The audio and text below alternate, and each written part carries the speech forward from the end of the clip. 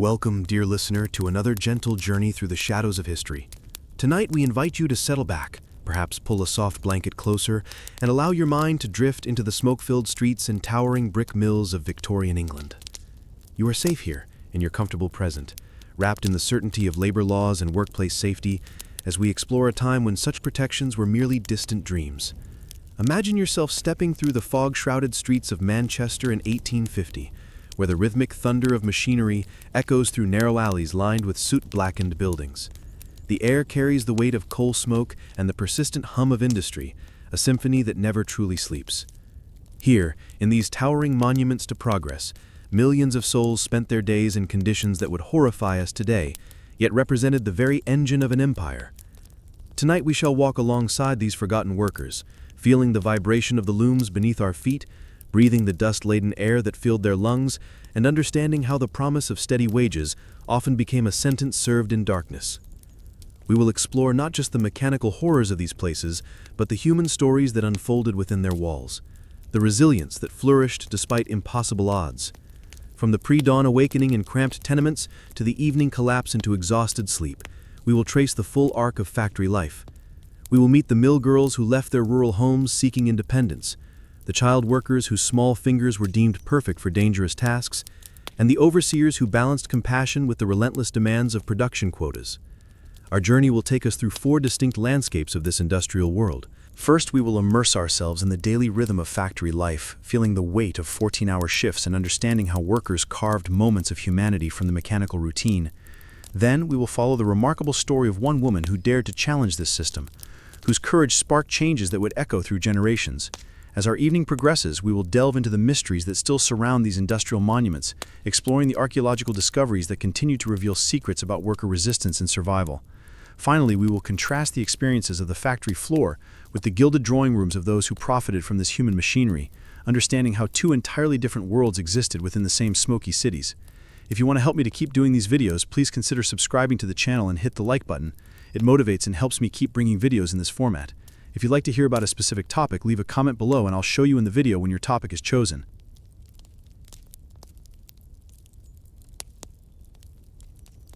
The factory bell cuts through the pre-dawn darkness like a blade through silk, its metallic voice awakening an entire district from fitful sleep.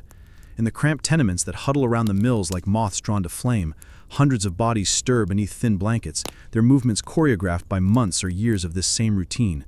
The sound penetrates walls, windows, and dreams with equal efficiency, transforming sleeping workers into an army of the weary.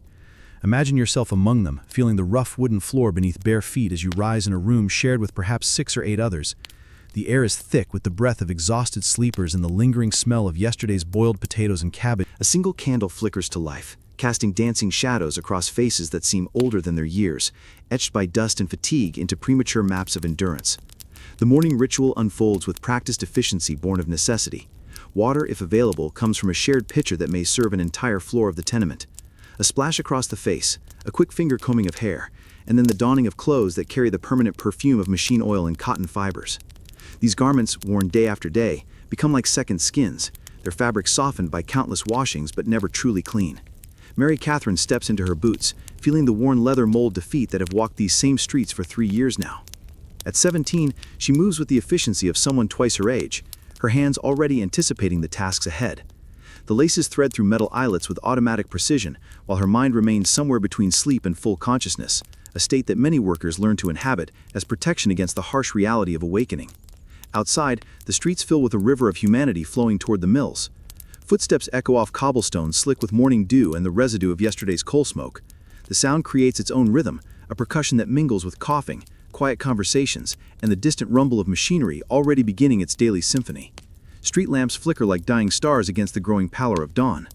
The workers move as one organism, united by shared destination and shared fate. Children as young as 6 walk alongside their parents, their small hands clutching pieces of bread or cold porridge wrapped in cloth. These youngest workers carry lunch pails that seem enormous against their slight frames, the metal containers clanking with a sound that speaks of meager contents stretched to sustain bodies through 14 hours of labor. Older workers, those who have survived decades in the mills, move with a different cadence. Their steps carry the weight of experience, the knowledge of exactly how to pace themselves through another day.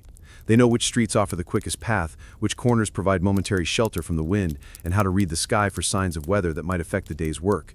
Their faces hold a calm that comes not from peace but from acceptance. As the procession approaches the factory gates, the building looms before them like a cathedral of industry. 6 stories of red brick rise into the smoky sky, windows arranged in neat rows that will soon fill with the warm glow of gas lamps and the silhouettes of workers bent over their machines. The structure seems to breathe with the rhythm of steam engines, its walls vibrating with contained energy that speaks of power barely contained. The factory bell rings again, a 5-minute warning that quickens the pace of approaching feet. Workers check pocket watches if they own them, or judge time by the behavior of those around them. Lateness carries penalties that few can afford, deductions from wages that might mean the difference between eating and going hungry for the rest of the week. The threat hangs over the morning air like fog, invisible but always present.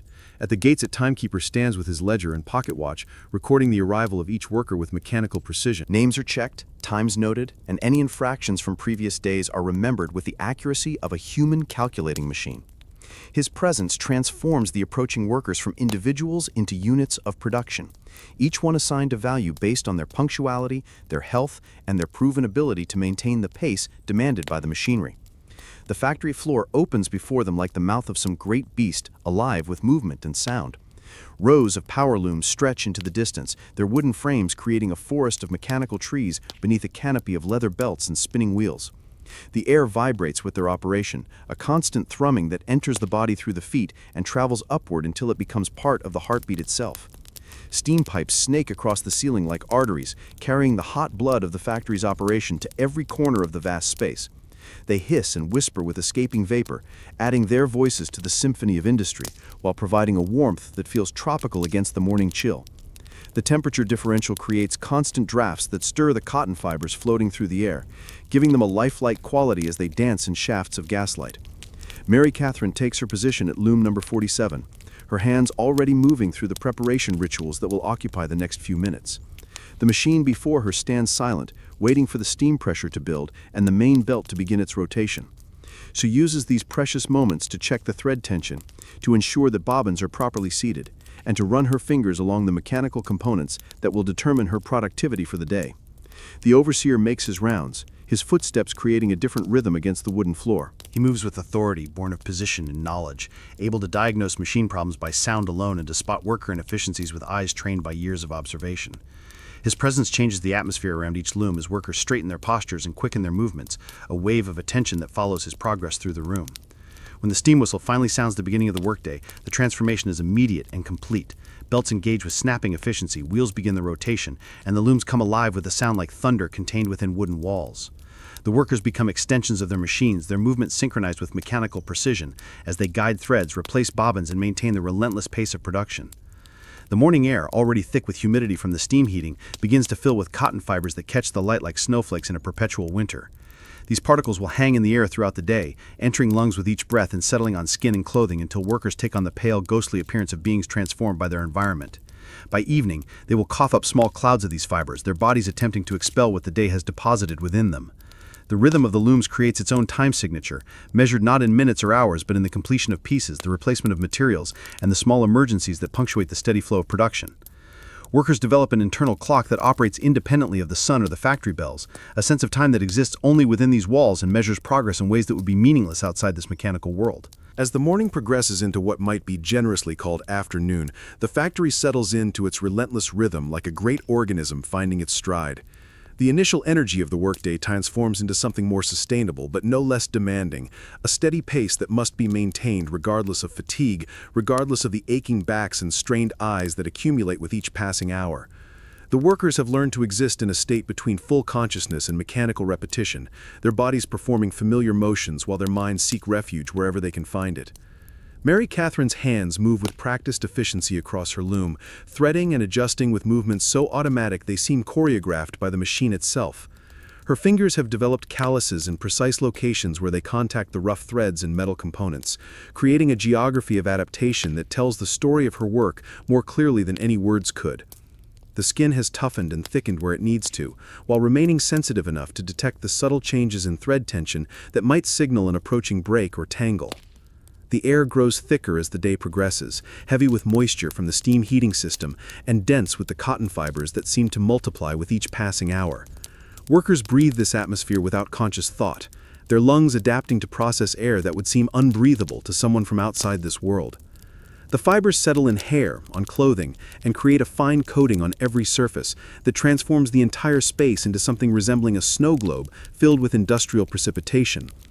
Conversations develop between workers despite the overwhelming noise of the machinery, conducted in a form of communication that combines lip reading, hand gestures, and an understanding born of shared experience. Words become unnecessary for many exchanges, replaced by meaningful glances, subtle nods, and the kind of wordless cooperation that develops among people who depend on each other for survival. These silent conversations create a human network that operates beneath the mechanical surface of the factory floor.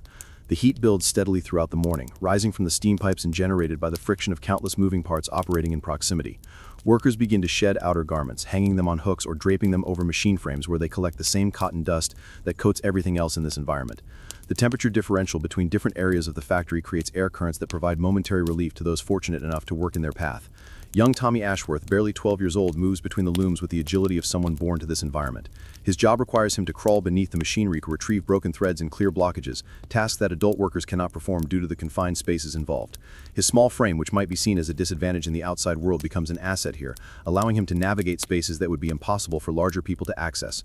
The boy's movements have acquired the fluid quality of someone who has learned to read the rhythm of dangerous machinery. He knows instinctively when a loom is operating normally and when something is shifted in its mechanical voice that might signal danger. His ears have become finely tuned to the subtle changes in sound that indicate mechanical stress, loose components, or the kind of irregularities that might precede more serious problems. Between the looms, he catches glimpses of the adult workers' faces, studying them with the intensity of someone learning to survive in a complex social environment. He watches Mary Catherine's technique, noting how she positions her hands to minimize fatigue and maximize efficiency. From the older workers, he learns the subtle art of appearing busy while taking momentary rests, and the crucial skill of recognizing the overseer's approach by the sound of his footsteps on the wooden floor. The lunch break arrives like a reprieve from battle, announced by a bell that cuts through the mechanical noise with blessed finality. The sudden silence that follows the shutdown of machinery creates an almost physical sensation of relief, as if enormous pressure has been lifted from the atmosphere itself. Workers straighten their backs with audible sighs, stretch arms that have been locked in repetitive motions for hours, and blink eyes that have been focused on close work in inadequate light. They gather in small groups around the factory floor, unwrapping bundles of food that represent careful calculations of nutrition and economy. Bread, when available, is often supplemented with small portions of cheese or cold bacon, delicacies that must be rationed to last throughout the week. Some workers only have tea and bread, while others might possess a small piece of pie or cake, treasures that are consumed with the reverence accorded to rare luxuries. The conversations during these breaks reveal the complex social dynamics that exist within the factory community. Older workers share advice about managing difficult machinery, while younger ones exchange information about boarding houses, wages, and the constantly shifting landscape of industrial employment opportunities. These discussions carry the weight of survival strategies, each piece of information potentially valuable to someone struggling to navigate the complexities of factory life. Mary Catherine sits with Sarah Mills, a woman of perhaps 30, whose prematurely gray hair speaks to years spent in similar environments. Their conversation flows in the comfortable rhythm of people who have shared experiences that need no explanation. They discuss the quality of the morning's thread, speculating about problems with suppliers that might affect their productivity rates, and therefore their wages, for the remainder of the week. The two women have developed the kind of friendship that forms under pressure, built on mutual assistance and shared understanding of the challenges they face daily. Sarah has been working in mills for over 15 years, having started at an age when such employment was considered normal and necessary for family survival. Her experience has taught her dozens of small techniques for managing the physical demands of the work, knowledge that she passes on to newer workers like Mary Catherine, with the generosity of someone who understands that cooperation benefits everyone. Their discussion turns to the changes they have observed in factory conditions over recent years, improvements that seem minor to outsiders, but represent significant advances to those who live with the daily reality of industrial labor. New safety regulations require guards on certain machinery, reducing the frequency of the accidents that once claimed fingers, hands, and occasionally lives with horrifying regularity. These changes have come slowly, and often after tragic events that galvanized public opinion and forced reluctant owners to implement protective measures. The break ends too soon, as such respites always do, with the sound of the bell that calls workers back to their positions. The transition from rest to full productivity requires a few minutes as machinery is restarted, steam pressure builds, and workers readjust to the noise and vibration that will dominate their environment for the remainder of the shift. Bodies that had briefly relaxed must quickly adapt once again to the demands of repetitive motion and sustained concentration. The afternoon hours stretch ahead like an endless corridor, each minute marked by the completion of another piece, the replacement of another bobbin, or the resolution of another small mechanical crisis. Workers settle back into their rhythm with the resignation of people who understand that resistance would be futile and that the only path through these hours is the direct one, straight ahead, one moment at a time. The light from the windows begins to change as the sun moves across the sky, creating different patterns of illumination across the factory floor. These subtle shifts in brightness become landmarks in the day, markers that allow workers to gauge their progress through the hours without constantly consulting the clock. The quality of light tells them whether they have reached the halfway point, whether evening is approaching, and how much longer they must maintain their pace before the blessed sound of the final bell. As fatigue accumulates in muscles and minds, workers develop strategies for enduring the remaining hours. Some focus intensely on their work, using concentration as a way to make time pass more quickly.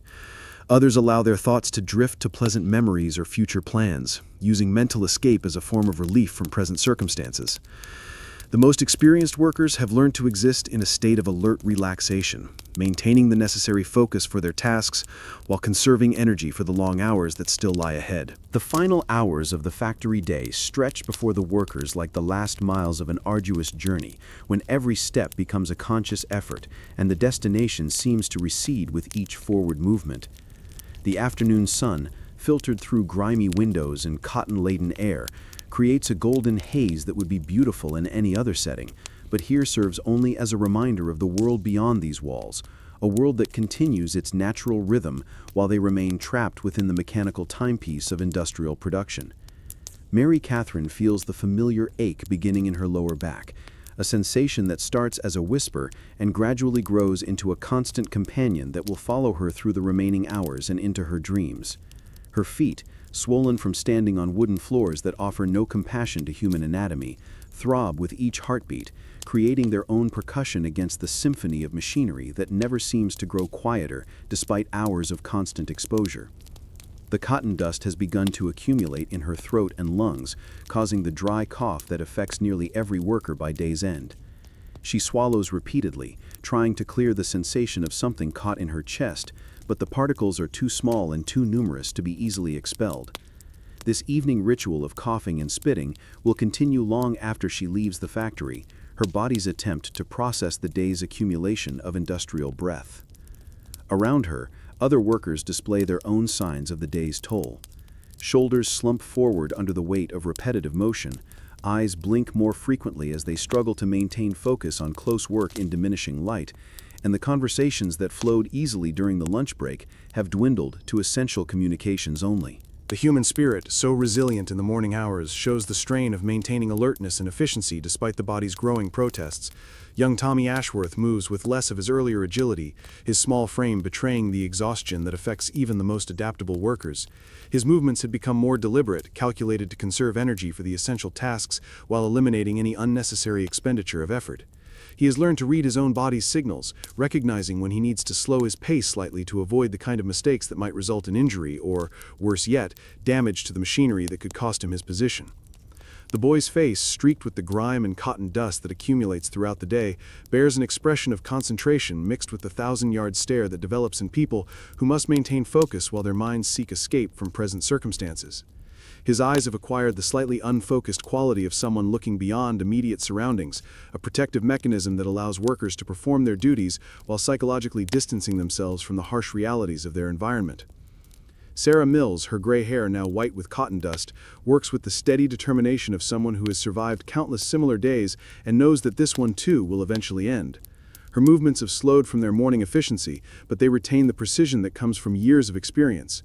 She has learned to pace herself through these final hours, rationing her remaining energy like a precious resource that must last until the final bell releases them from their mechanical bondage. The overseer's rounds have become more frequent as the day progresses, his trained eye watching for the signs of fatigue that might lead to decreased productivity or, more seriously, accidents that could damage equipment or injure workers. He moves through the aisles with the alertness of someone who understands that tired workers pose risks that extend beyond simple inefficiency, that exhaustion can transform familiar machinery into dangerous adversaries capable of claiming fingers, hands, or lives with mechanical indifference. His presence creates ripples of increased activity as workers straighten their postures and quicken their pace, summoning reserves of energy they had thought depleted. This temporary surge of effort comes at a cost, drawing on physical and mental resources that are already stretched thin, but the alternative, appearing lazy or inefficient to supervisory eyes, carries consequences that no worker can afford to risk. The light filtering through the factory windows begins to take on the warmer tones of late afternoon, creating long shadows that stretch across the floor like fingers reaching toward the approaching evening. This gradual change in illumination serves as a natural clock that workers can read without lifting their eyes from their tasks, each subtle shift in color and angle marking progress toward the blessed moment when the day's labor will finally cease. As the shadows lengthen, gas lamps are lit throughout the factory floor, their flames adding warmth to the air that is already thick with steam and cotton particles. The artificial light creates a different atmosphere than the natural illumination of earlier hours, casting sharper shadows and giving the entire space a more intimate, enclosed feeling that seems to emphasize the separation between the industrial world and the natural world beyond its walls. The combination of gaslight and the golden haze of late afternoon sun filtering through dust-laden air creates an almost ethereal quality to the scene, transforming the harsh industrial environment into something that might appear beautiful to an observer who did not understand the human cost of this mechanical poetry. The workers, however, see only the approaching end of another day's ordeal, measuring progress not in aesthetic terms, but in the gradual decrease of hours remaining until freedom. Mary Catherine's thoughts begin to drift toward the evening ahead, the simple pleasures that await beyond the factory gates. A bowl of hot soup, perhaps, if her boarding house has managed to procure decent ingredients, the luxury of sitting in a chair that does not vibrate with mechanical energy, the possibility of conversation that does not require shouting over machinery or communicating through gestures and lip reading. These anticipations provide a form of psychological fuel that helps sustain her through the final hours, each imagined comfort offering a small reservation of strength to draw upon when her body protests the continuation of repetitive motion. The evening meal, simple though it may be, represents not just nutrition, but a return to human-scaled experiences, to activities that serve personal needs rather than industrial demands. The sound of machinery begins to develop subtle variations as components heat up and cool down according to their own mechanical rhythms. Experienced workers can read these acoustic changes like a language, detecting the slight alterations in pitch or rhythm that might indicate developing problems or simply the normal evolution of mechanical systems operating continuously for 14 hours. This auditory awareness becomes another layer of job-related knowledge that workers accumulate over months and years of exposure to the same equipment. Conversations between workers become increasingly spare as the day progresses, energy being conserved for essential communications only. The social connections that were evident during break times now manifest as looks of understanding, nods of encouragement, and the kind of wordless support that develops between people sharing difficult circumstances. These silent exchanges carry as much meaning as spoken words, conveying empathy, solidarity, and the mutual recognition that everyone is struggling through the same ordeal. The factory floor itself seems to show the effects of the long day's operation. Its surface is coated with an ever-thickening layer of cotton dust that gives everything a uniform, ghostly appearance. This industrial snow settles on machinery, on workers' clothing and hair, and creates small drifts in corners where air currents deposit the lighter particles. By evening, the entire space has taken on a muffled quality, as if wrapped in a blanket that dampens sound and softens the harsh edges of metal and wood. As the final hour approaches, workers begin the subtle mental transition from the mechanical world of the factory to the human world that awaits beyond its gates.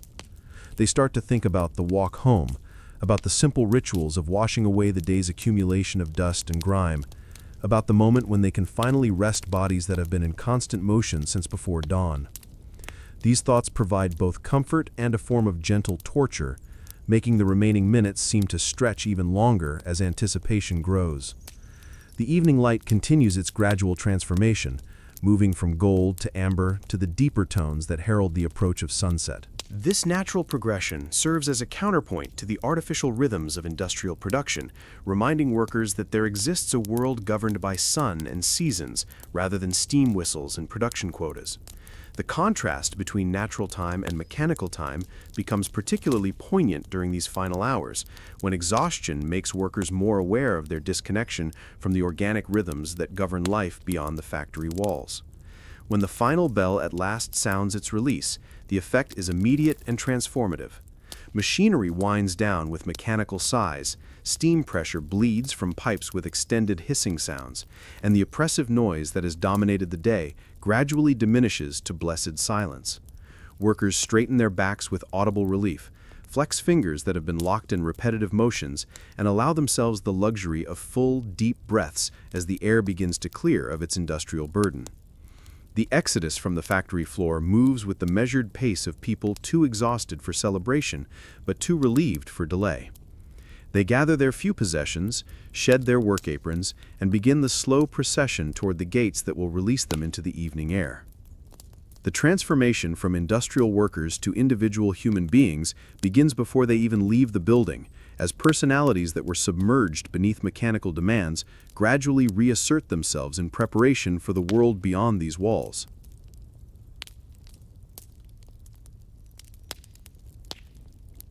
In the autumn of 1828, a carriage rolled through the industrial districts of Manchester, its well-appointed interior a stark contrast to the soot-blackened streets through which it passed. Within sat Frances Wright, a Scottish-born reformer whose comfortable upbringing had prepared her for drawing rooms and literary salons, not for the harsh realities she was about to witness within the textile mills that had made Manchester the beating heart of Britain's industrial revolution. Her journey into these factories would spark a transformation not only in her own understanding of labor conditions, but in the broader movement toward industrial reform that would echo through the decades. Frances Wright possessed the rare combination of privilege and conscience that occasionally produces individuals capable of bridging vastly different worlds. Born into comfortable circumstances in Dundee in 1795, she had been educated in philosophy, literature, and the social theories that were reshaping intellectual discourse across Europe.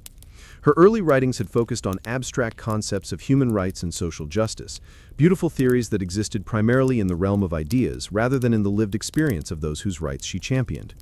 Her interest in labor conditions had been sparked not by personal experience, but by the accounts she had read of factory life in the industrial cities of northern England.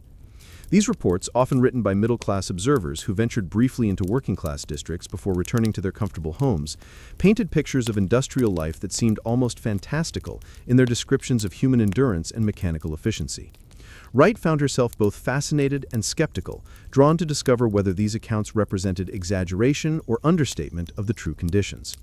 The decision to spend several weeks living among factory workers and observing their daily lives represented a radical departure from the comfortable distance that most reformers maintained from the subjects of their concern. Wright arranged to stay in modest lodgings in one of the working-class districts surrounding the mills, choosing accommodations that would allow her to experience something approaching the living conditions of those whose working lives she intended to study. Her first morning in the industrial district began before dawn, awakened by the same factory bell that roused hundreds of workers from their cramped tenements. The sound, which she had heard from her comfortable hotel room the previous evening as a distant and rather romantic industrial music, revealed itself at close range as something far more urgent and demanding.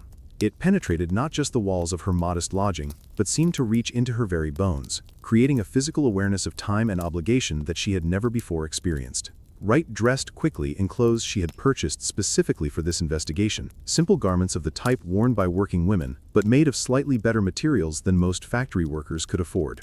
Even these modest concessions to her social position would mark her as different from the women she hoped to observe, but she reasoned that complete disguise would be both impossible and potentially deceptive to those she met. The walk to the factory through streets filled with workers provided her first real education in the physical reality of industrial life.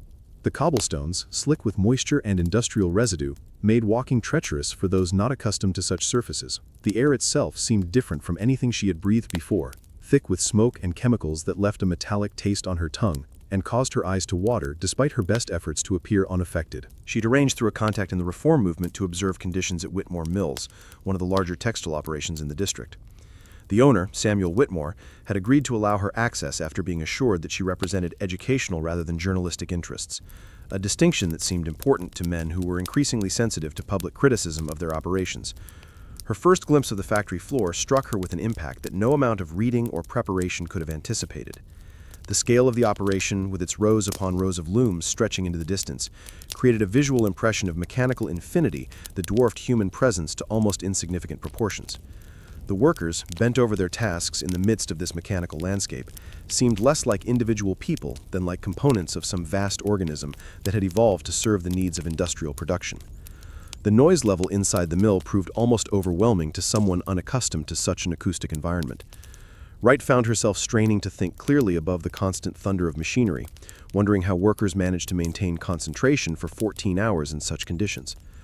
The sound seemed to penetrate not just her hearing, but her entire nervous system, creating a physical stress that she could feel accumulating in her muscles and joints, even after just minutes of exposure.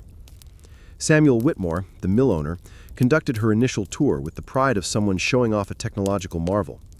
He pointed out the efficiency of the mechanical systems, the precision of the manufacturing process, and the impressive productivity rates that his workers achieved day after day. His commentary focused on the industrial achievement represented by the mill, treating the human workers as necessary but secondary elements in what he clearly saw as primarily a mechanical triumph.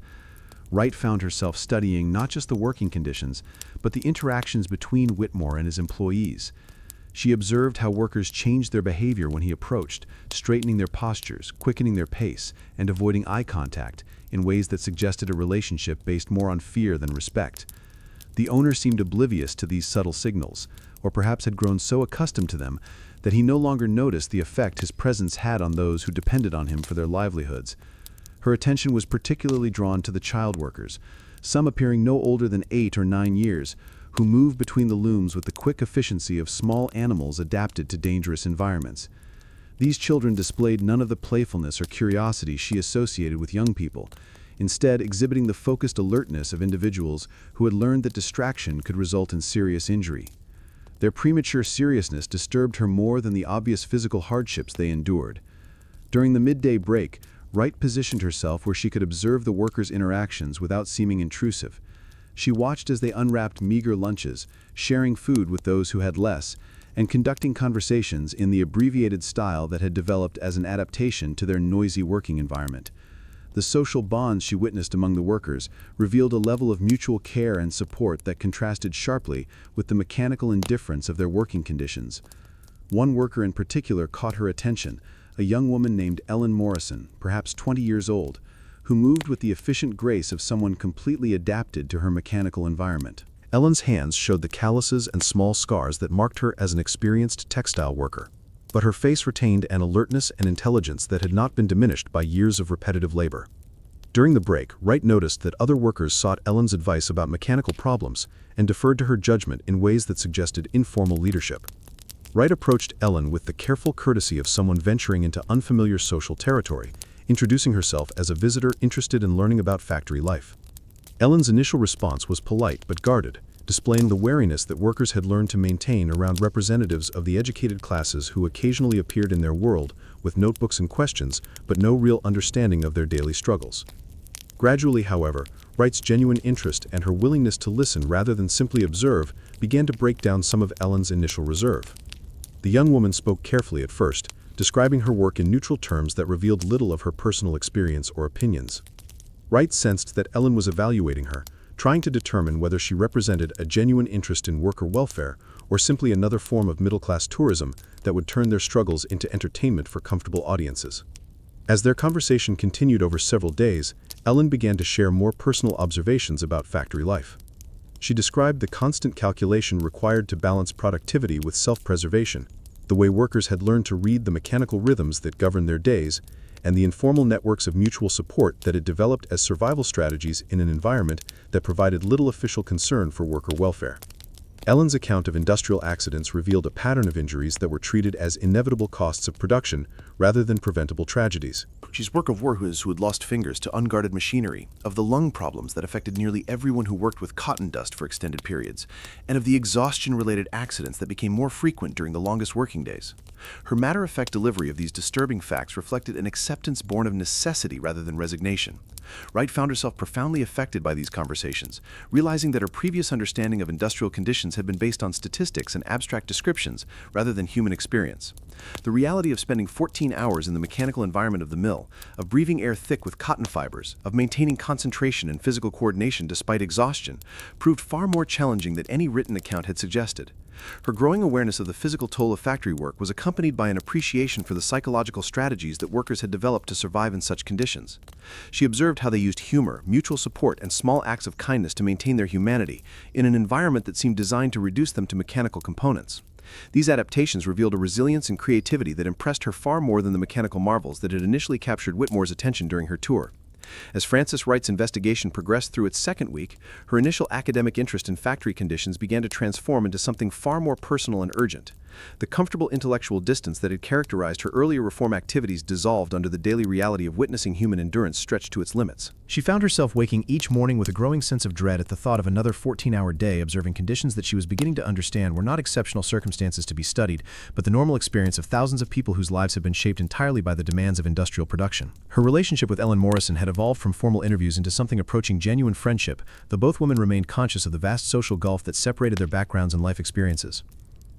Ellen had begun to speak more freely about her thoughts and feelings regarding factory life, sharing observations that revealed a sophisticated understanding of the economic and social forces that governed her world. Wright discovered that many of the workers possessed insights into industrial relations and labor economics that would have impressed university professors, knowledge gained not from books but from daily navigation of systems designed to extract maximum productivity while providing minimum compensation. Ellen's personal history illustrated the broader patterns that drew workers into the industrial system and then trapped them within its mechanisms. She had come to Manchester from a farming family whose small holding had been consolidated into one of the larger agricultural operations that were transforming rural England. The choice had not been between farm work and factory work, but between factory work and destitution, a reality that shaped the entire relationship between workers and owners in ways that comfortable observers often failed to understand. Her family's transition from agricultural to industrial life had involved losses that extended far beyond simple economic calculations.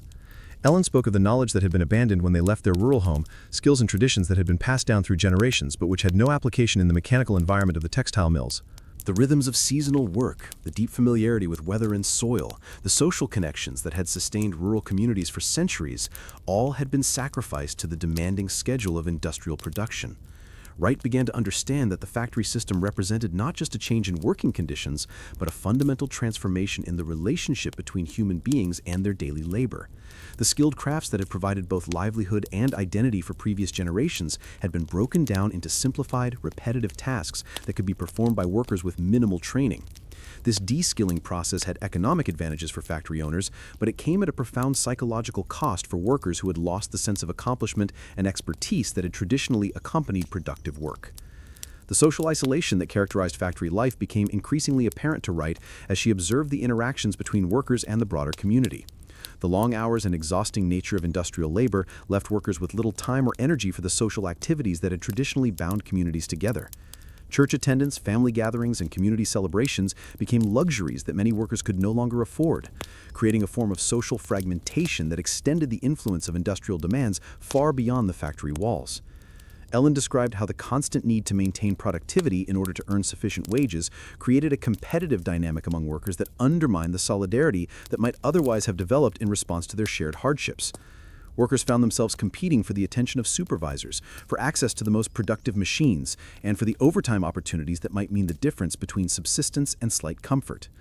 This internal competition served the interests of factory owners by preventing the development of unified resistance to poor working conditions. Wright's evenings were increasingly spent in her modest lodgings, writing detailed accounts of the day's observations and struggling to process the emotional impact of what she was witnessing. Her initial plan to produce a scholarly report on factory conditions was evolving into something more personal and more urgent, a document that would capture not just the physical realities of industrial labor, but the human cost of a system that treated workers as interchangeable components in a vast mechanical organism. Her correspondence with friends and colleagues in Edinburgh and London began to reflect this transformation in her understanding. Letters that had initially focused on technical details of manufacturing processes and productivity statistics gradually shifted toward descriptions of individual workers and their struggles, personal stories that illustrated broader patterns of exploitation and endurance.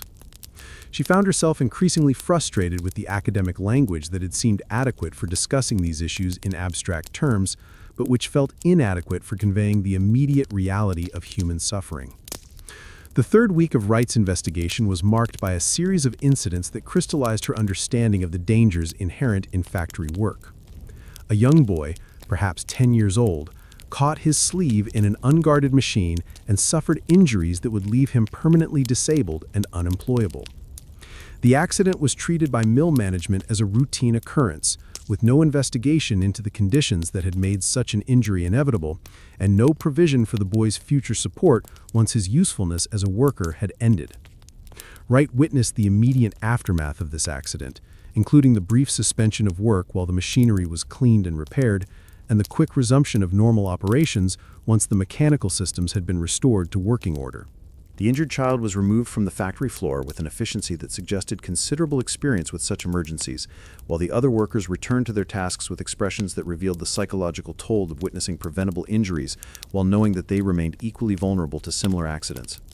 Ellen Morrison's response to this incident provided Wright with insights into the complex emotions that workers experienced when confronted with the constant threat of industrial injury.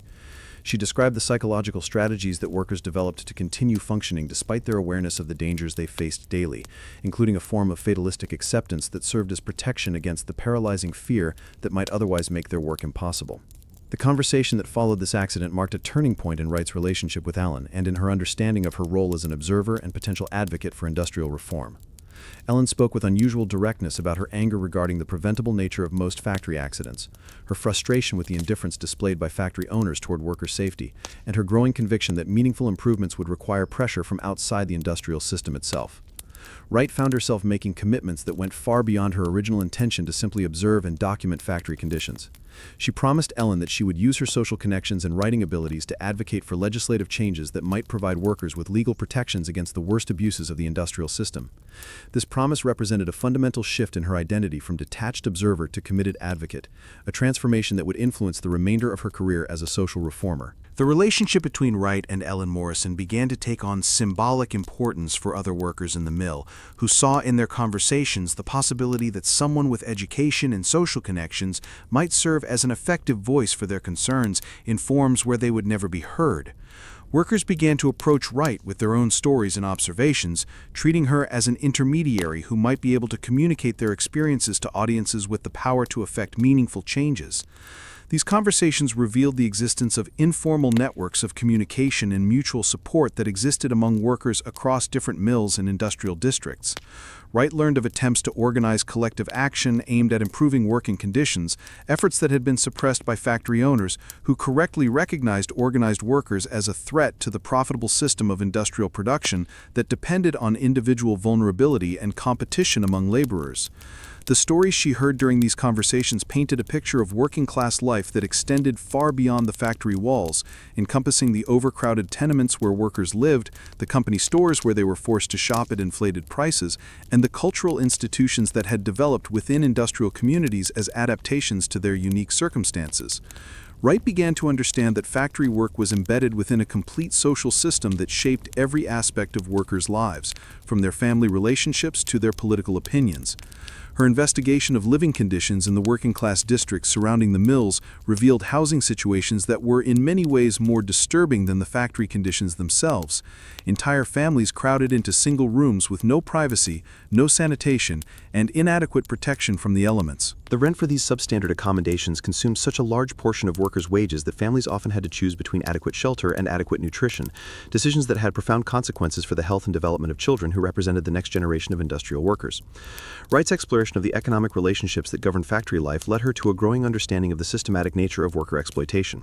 She learned how piecework payment systems were manipulated to ensure that increased productivity did not result in proportional increases in wages, how company stores created debt relationships that bound workers to their employers, and how the constant threat of unemployment was used to suppress any attempts to negotiate for better working conditions. The complexity of these economic arrangements impressed Wright as much as their unfairness, revealing a sophisticated understanding of human psychology and economic pressure on the part of factory owners who had designed systems that appeared to offer workers choices while actually constraining their options within very narrow parameters. The illusion of free market relationships masked what was essentially a form of economic coercion that left workers with little genuine autonomy over their working lives. As her investigation drew toward its conclusion, Wright found herself profoundly changed by the experience of immersing herself in the reality of industrial life. The comfort comfortable theoretical frameworks that had previously shaped her thinking about social reform had been tested against the lived experience of people whose daily struggle for survival left little room for abstract speculation about rights and justice. She had discovered that meaningful social change would require not just good intentions and moral arguments, but a detailed understanding of the economic and social mechanisms that created and perpetuated exploitation. Her final conversations with Ellen Morrison carried the weight of promises made and responsibilities accepted. Wright had committed herself to using her privileged position in society to advocate for workers who lacked access to the political and social institutions that might provide them with legal protections and economic security. The personal relationships she had formed during her investigation had transformed what began as an academic exercise into a moral obligation that would shape the remainder of her reform activities. The transformation of Frances Wright from observer to advocate manifested most clearly in the months following her return from Manchester, when she began the delicate process of translating her factory experiences into forms of communication that might influence those with the power to effect meaningful change. Her comfortable Edinburgh drawing room, which had previously served as a venue for abstract discussions of social theory, became a workshop where she struggled to find language capable of conveying the immediate reality of industrial suffering to audiences who had never experienced physical labor more demanding than an afternoon stroll through manicured gardens. Her first attempts at writing about factory conditions revealed the inadequacy of conventional reform rhetoric when applied to the specific horrors she had witnessed. The polite language of parliamentary debate and academic discourse seemed almost insulting when used to describe the systematic destruction of human health and dignity that characterized daily life in the textile mills. Wright found herself inventing new forms of description, drawing on techniques from literature and poetry to create emotional impact that might penetrate the comfortable indifference of her privileged readers. The challenge of maintaining credibility while conveying the urgency of industrial reform required Wright to navigate carefully between the emotional truth of her experiences and the skeptical rationalism of her educated audience. She knew that accounts which seemed too dramatic would be dismissed as exaggerated, while descriptions that remained within the bounds of polite discourse would fail to communicate the genuine severity of conditions that demanded immediate action. This tension between truth-telling and persuasion became a defining characteristic of her reform writing. Wright's correspondence with Ellen Morrison provided both emotional sustenance and practical information that kept her connected to the ongoing reality of factory life, even as she worked within the comfortable distance of her own social class. Ellen's letters, written in careful handwriting during the few minutes of leisure available after 14-hour working days, reported on changes in mill conditions, new accidents and injuries, and the evolving strategies that workers developed to cope with their circumstances. These letters revealed Ellen's own transformation as she began to see herself not just as an individual worker struggling for survival, but as a representative of a class of people whose experiences could serve broader purposes if properly documented and communicated. Her observations became more analytical, her descriptions more detailed, and her recommendations more specific as she developed confidence in her role as an informal correspondent for Wright's reform activities. The publication of Wright's first pamphlet on factory conditions, titled The Human Cost of Industrial Progress, created ripples of controversy that extended far beyond the usual audiences for social reform literature. Factory owners denounced her accounts as sensationalized fiction designed to interfere with legitimate business operations, while workers in industrial districts sought out copies of the pamphlet as validation of experiences that had previously been dismissed or ignored by those in positions of authority. The pamphlet's impact derived partly from Wright's decision to focus on specific individuals and particular incidents rather than relying on statistics and general observations. Her detailed account of the young boy's accident, written with careful attention to both the physical details of his injuries and the institutional indifference that had made such accidents inevitable, provided readers with concrete imagery that was difficult to dismiss or rationalize away. Samuel Whitmore, the mill owner who had initially welcomed Wright's investigation, found himself portrayed in the pamphlet as an example of the systematic blindness that allowed decent people to participate in exploitative systems without recognizing their moral culpability. Wright's description of his factory tour, with its emphasis on mechanical efficiency and productivity statistics while ignoring human suffering, created a portrait of willful ignorance that resonated with readers familiar with similar attitudes among business leaders in their own communities. The response to Wright's pamphlet revealed the existence of networks of concerned individuals who had been seeking ways to address industrial abuses, but had lacked the detailed information necessary to support effective action. Ministers spoke from pulpits about the moral obligations of Christian society toward industrial workers. Members of Parliament raised questions about the need for legislative oversight of factory conditions.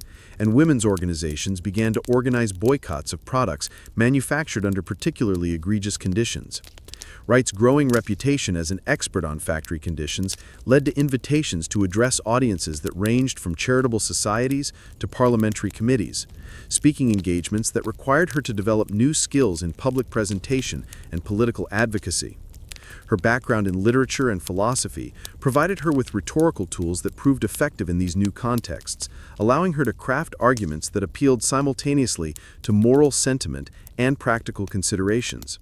Her testimony before a parliamentary committee investigating factory conditions represented the culmination of her transformation from private scholar to public advocate. The committee room, filled with members of parliament whose comfortable lives had been built on the profits of industrial capitalism, provided Wright with her most challenging audience as she attempted to communicate the urgency of reform to men whose economic interests were directly threatened by the changes she advocated.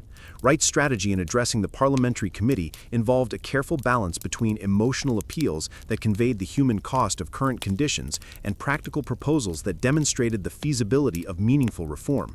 She presented detailed recommendations for safety regulations, limits on working hours, and inspection systems that could be implemented without destroying the economic foundations of industrial production. The committee members' questions revealed both genuine concern and self-interested resistance to changes that might affect industrial profitability. Wright found herself defending not only the accuracy of her observations, but the legitimacy of her role as an advocate for people whose voices were not represented in parliamentary deliberations. Her responses demonstrated a sophisticated understanding of both the humanitarian arguments for reform and the economic realities that constrained political action. Wright's advocacy work brought her into contact with other reformers who were addressing different aspects of the social problems created by rapid industrialization. She developed working relationships with advocates for child labor restrictions, housing reformers concerned with urban living conditions, and education activists who sought to provide working-class children with alternatives to factory employment. These connections revealed the interconnected nature of industrial social problems and the need for comprehensive approaches to reform. The collaboration between Wright and other reform advocates led to the development of more sophisticated strategies for influencing public opinion and political action. They learned to coordinate their activities to maximize impact, timing the release of reports and the scheduling of public events to create sustained pressure for legislative action. Wright's role in these coordinated campaigns demonstrated her evolution from individual advocate to strategic participant in broader social movements. Her continued correspondence with Ellen Morrison provided Wright with ongoing documentation of conditions in Manchester Mills, information that proved crucial for monitoring the implementation and effectiveness of early reform measures. Ellen's reports revealed both the improvements that resulted from increased public scrutiny and the ways that factory owners attempted to evade new regulations while maintaining appearances of compliance. Ellen Morrison's own development as a worker advocate illustrated the broader impact of Wright's initial investigation. Her increased confidence in analyzing and communicating about factory conditions led to her emergence as an informal leader among workers in her mill, someone who could articulate their concerns and organize collective responses to management policies. This leadership role carried risks, as factory owners were increasingly vigilant about suppressing worker organization, but it also provided Ellen with a sense of purpose that extended beyond individual survival. The relationship between Wright and Ellen Morrison became a model for collaboration between middle-class reformers and working-class advocates, demonstrating the potential for cross-class alliances that could combine the political access of privileged advocates with the authentic experience of those directly affected by industrial conditions. Their partnership illustrated both the possibilities and the limitations of such relationships, revealing the ongoing tensions between different social positions even within reform coalitions. Wright's reform activities expanded beyond factory conditions to address the broader social consequences of industrialization, including urban housing, public health, and education policy. Her growing understanding of the systematic nature of industrial social problems led her to advocate for comprehensive approaches that addressed not just working conditions, but the entire social environment within which industrial workers lived and raised their families.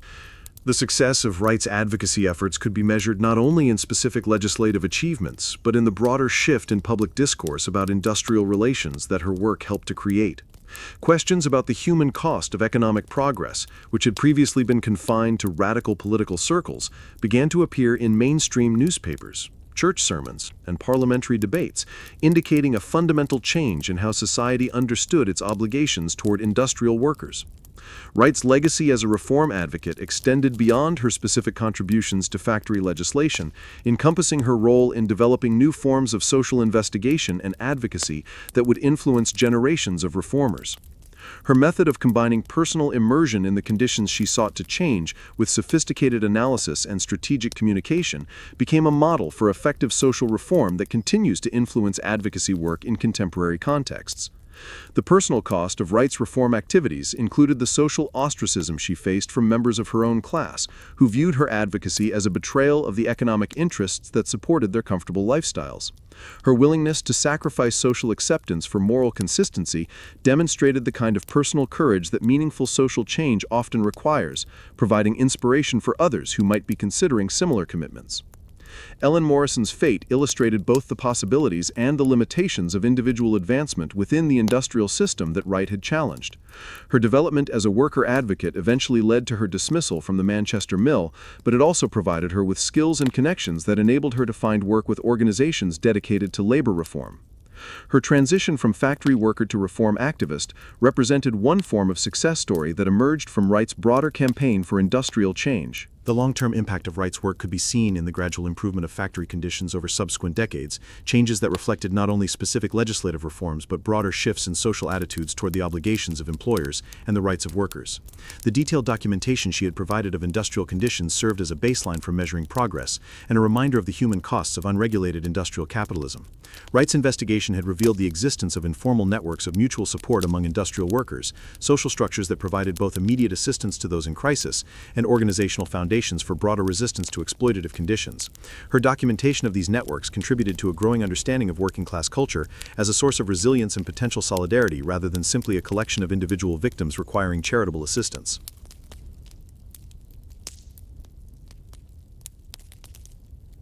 In the quiet years that followed the demolition of Hartwell Cotton Mill in 1923, the site remained undisturbed beneath layers of grass and wildflowers that gradually reclaimed the industrial landscape.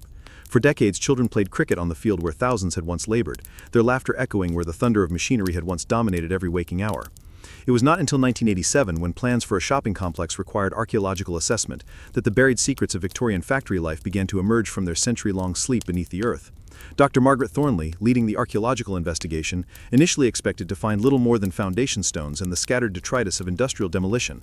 Victorian factories, she assumed, would have left behind the typical archaeological signature of industrial sites: brick foundations, metal fragments, and perhaps some pottery shards from workers' meals. What the excavation actually revealed challenged every assumption about the nature of factory life and the relationship between workers and the industrial system that had dominated their existence. The first unusual discovery emerged from what had once been the main factory floor, where careful excavation revealed a complex network of hiding places that had been carved into the building's structure over decades of occupation. Behind loose bricks in foundation walls, beneath floorboards, and within the spaces between steam pipes, workers had created dozens of small caches where they had hidden personal possessions, food, tools, and other items that told stories of resistance, survival, and the fierce protection of individual identity within a system designed to reduce humans to interchangeable components. These hidden compartments contained objects that painted a picture of factory life far more complex than the official records had suggested. Small mirrors, carefully wrapped in cloth, spoke to workers' efforts to maintain personal dignity in an environment that offered no privacy or time for self-care. Hand-carved wooden toys revealed the presence of children in spaces where they were officially prohibited, evidence of the informal childcare arrangements that working mothers had created to survive in a system that provided no accommodation for family needs. Perhaps most intriguingly, the excavation uncovered a series of small notebooks and folded papers that had been hidden throughout the factory structure. These documents, preserved by the dry conditions within the building's walls, contained writing in various hands that provided first-hand accounts of factory life written by the workers themselves. The discovery challenged the assumption that industrial workers were largely illiterate, revealing instead a hidden culture of literacy and documentation that had operated parallel to the official record-keeping of mill management. The notebooks contained detailed observations about working conditions, management policies, and the daily strategies that workers employed to survive in their mechanical environment. One notebook, apparently kept by several workers over a period of months, recorded the timing and circumstances of industrial accidents with scientific precision, creating an unofficial safety report that was far more comprehensive and honest than anything found in the mill's official documentation. Dr. Thornley's team discovered that these informal records had been maintained as part of a systematic effort by workers to document conditions that they hoped might eventually be used to support demands for improved safety and working conditions. The careful handwriting and detailed observations revealed a level of organization and forward thinking that contradicted contemporary stereotypes about the intellectual capabilities of industrial workers. The archaeological investigation expanded to include the tenement sites where factory workers had lived, excavations that revealed living conditions that were both more desperate and more creative than historical accounts had suggested. In the cramped spaces that had housed entire families, archaeologists found evidence of ingenious adaptations that workers had made to create privacy, storage, and even small areas for leisure activities within accommodations that had been designed with no consideration for human comfort or dignity. The material culture uncovered in these residential excavations told stories of resourcefulness and community that had been invisible to middle-class observers of the Victorian era. Broken pottery had been carefully mended with metal staples, creating vessels that remained functional despite repeated repairs. Scraps of fabric had been combined into complex quilts that provided both warmth and beauty, transforming industrial waste into objects that expressed artistic sensibility and cultural identity. Among the most moving discoveries were the personal items that workers had managed to preserve, despite the constant threat of destitution that characterized their economic situation. A small wooden box containing letters from family members who had remained in rural areas revealed the emotional cost of industrial migration. Relationships maintained across great distances through correspondence that represented significant financial sacrifice for people whose wages barely covered subsistence needs. The letters themselves provided insights into the broader social disruption caused by industrialization, describing rural communities that had been transformed by the departure of young people seeking factory employment. Family members wrote of empty houses, abandoned gardens, and the loss of traditional knowledge as entire generations left agricultural communities to seek survival in the industrial cities. Dr. Thornley's team discovered evidence of cultural practices that had adapted to the constraints of factory life while maintaining connections to pre-industrial traditions. Small carvings found hidden in workers' quarters depicted symbols and patterns that could be traced to rural folk traditions, suggesting that workers had maintained cultural identities that existed independent of their industrial roles. The excavation of the factory floor revealed physical evidence of the informal social networks that had sustained workers through their daily ordeal. Worn paths in the wooden flooring showed patterns of movement that differed from the official traffic patterns intended by the factory's design, indicating that workers had created their own geography within the industrial space, routes that facilitated communication, mutual assistance, and the maintenance of social bonds. Tool marks on metal and wooden surfaces throughout the factory showed evidence of unauthorized modifications that workers had made to their working environment. Machinery had been altered in subtle ways that made it safer or more efficient to operate, changes that had been made without management approval and had been carefully concealed to avoid detection during supervisory inspections. These unauthorized modifications revealed a sophisticated understanding of mechanical principles among workers who had been dismissed by contemporary observers as merely following simple, repetitive instructions. The improvements they had made to factory equipment demonstrated creative problem-solving abilities and technical knowledge that had been developed through daily interaction with complex machinery. The archaeological investigation uncovered evidence of resistance activities that had been completely absent from historical records. Hidden beneath the factory floor, the team found materials that had been used to produce unauthorized publications, printing type, paper, and ink that had been smuggled into the factory and used to create leaflets advocating for improved working conditions and higher wages. These underground publishing activities revealed the existence of a worker intellectual culture that had operated entirely outside the awareness of factory management and middle-class reform observers. The leaflets themselves, found cached in various hiding places throughout the factory, contained sophisticated analyses of industrial economics and detailed proposals for alternative management policies that would provide better conditions while maintaining productivity. Dr. Thornley's team discovered that the factory had been used for unauthorized meetings and social gatherings that had taken place after official working hours when supervisors were absent and workers could use the industrial space for their own purposes.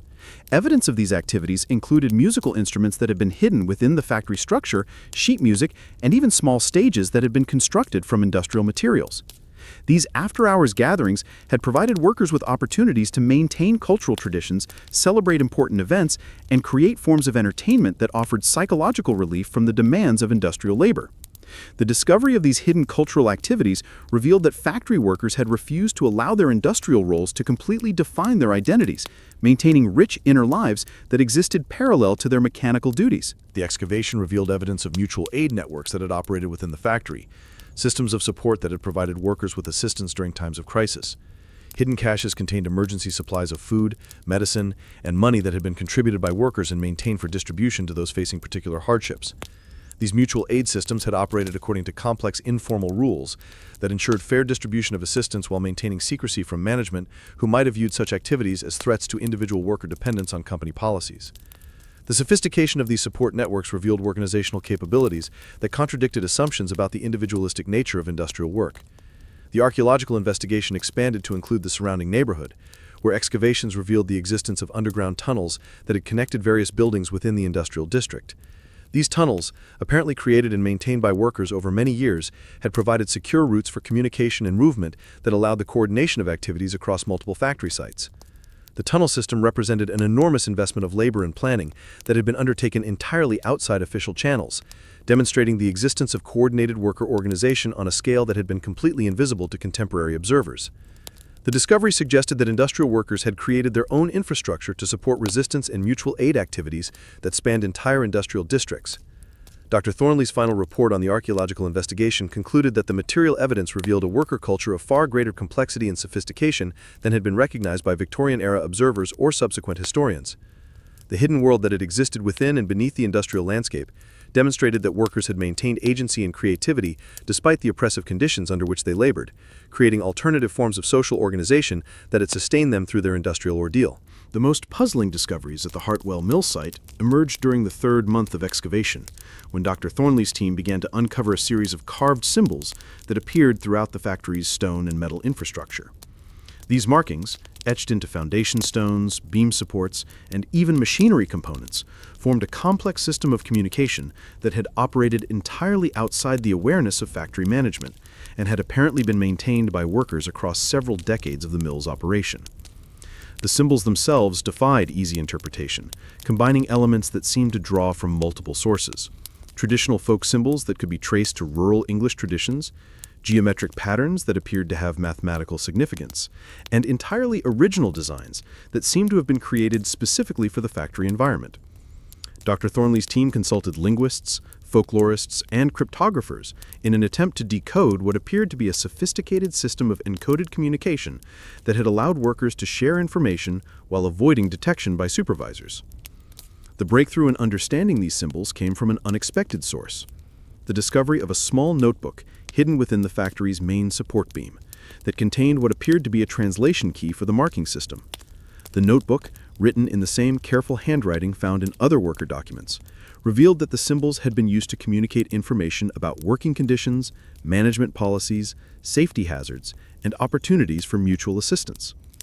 The decoded symbols revealed a communication network of remarkable sophistication, one that had allowed workers to coordinate activities across different shifts, warn each other about dangerous machinery or hostile supervisors, and organize mutual aid efforts without alerting management to their activities. The system had apparently been developed gradually over many years, with new symbols being added as circumstances required and existing ones being modified to convey more complex information. Some symbols served as warnings about specific pieces of machinery that had become dangerous due to poor maintenance or mechanical wear. These markings had been carved near the relevant equipment and updated as conditions changed, creating an informal safety system that had operated parallel to the official maintenance protocols. The precision and detail of these warnings suggested that workers had developed their own system of mechanical expertise that, in many cases, exceeded the knowledge possessed by official supervisors. Other symbols had been used to coordinate work-sharing arrangements that helped workers manage the physical demands of factory labor.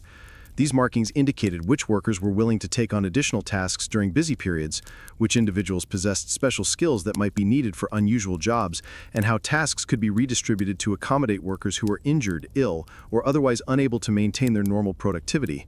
The most complex symbols appeared to relate to financial arrangements among workers, indicating systems of informal banking and credit that had operated within the factory community.